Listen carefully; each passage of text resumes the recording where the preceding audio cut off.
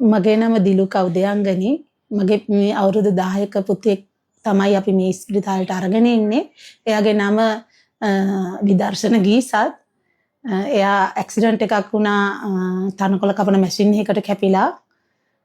එයාගේ මොලේ සම්පූර්ණයෙන් 73ක් විතර මැරිලා තියෙන්නේ.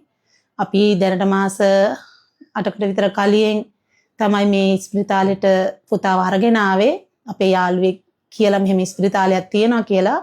පළවෙනි ට්‍රීට්මන්ට් එකෙන් පස්සේ ඒ තෙරපි එකෙන් පස්සේ එයාගේ අපි නොදකපු වෙනස්කම් කීපයක් වුණා.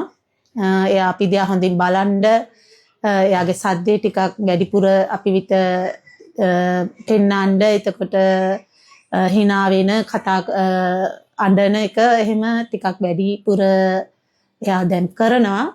ඉතින් 173ක් මොලේ මැරුණු මුකුත්ම නොකර හිටපු පුතා කරගන්න පුළුවන් උනේ. ඒ නිසා අපි දෙවෙනි වතාවටත් එයාව අරගෙන ආවා මේ ස්පිරිතාලෙට.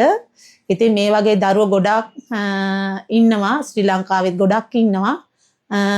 ඉතින් ඒ වගේ දරුවන්ට මේ වගේ ස්පිරිතාලයක් තියෙනක ගොඩක් වටිනවා.